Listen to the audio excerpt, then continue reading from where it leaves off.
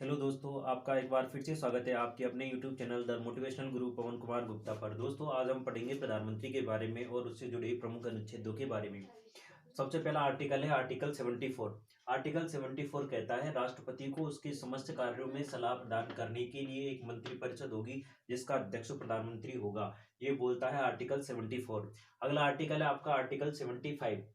लोकसभा में बहुमत दल के नेता की नियुक्ति राष्ट्रपति के द्वारा प्रधानमंत्री के रूप में की जाती है तथा अन्य मंत्रियों की नियुक्ति प्रधानमंत्री के परामर्श पर राष्ट्रपति द्वारा की जाती है। इसका मतलब ये आपको ध्यान रखना है कि राष्ट्रपति चयनित नहीं होता, बल्कि प्रधानमंत्री चयनित नहीं होता बल्कि उसे राष्ट्रपति के द्वारा नियुक्त किया जाता है। ये आपको ध्यान रखना है। अगला है आर्टिकल 78। आर्टिकल 78 बोलता है प्रधानमंत्री राष्ट्रपति और मंत्रिपरिषद के बीच संवाद की मुख्य कड़ी है।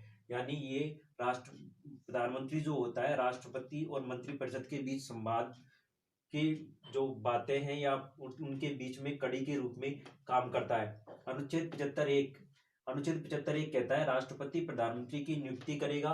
राष्ट्रपति सामान्यतः बहुमत दल के नेता को प्रधानमंत्री नियुक्त करता है, परंतु यदि परिस्थिति कुछ ऐसी हो कि लोकसभा में कोई भी दल स्पष्ट बहुमत में न हो तो राष्ट्रपति स्वविवेक से सामान्यतः सबसे बड़े दल अथवा गठबंधन दल के नेता को प्रधानमंत्री नियुक्त करता है, जिसे 1 माह के भीतर सदन में विश्वास मत हासिल करना होगा। अगला इसकी अगर अपन बात करें ऐसा कब हुआ है, व्यवहार में अगर प्रयोग की बात करें तो ऐसा हो चुका है सन 1979 में, जब प्रथम बार तत्कालीन राष्ट्रपति नीलम संजीव रेड्डी ने मोरारजी देसाई वाली जनता पार्टी की सरकार के पतन के बाद चौधरी चरण सिंह गठबंधन दल के नेता को प्रधानमंत्री नियुक्त किया। ऐसा पहली बार कब हुआ है, सन 1979 में। अगली नोट विशेष बात है वो क्या है कि यदि प्रधानमंत्री की अचानक मृत्यु हो जाए या उसका कोई स्पष्ट उत्तराधिकारी न हो तो ऐसे में राष्ट्रपति स्वविवेक से किसी भी व्यक्ति को योग्यता अनुसार प्रधानमंत्री नियुक्त कर सकता है। व्यवहार में अगर अपन बात करें तो ऐसा एक बार हो चुका है सन 1984 में, जब इंदिरा गांधी की हत्या कर दी गई थी। उसके बाद तत्कालीन राष्ट्रपति ज्ञानी जेल सिंह ने राजीव गांधी को प्रधानमंत्री नियुक्त किया था, जिसे बाद में कांग्रेस संसदीय दल ने सर्वसम्मति से अपना नेता चुना और वो प्रधानमंत्री बने।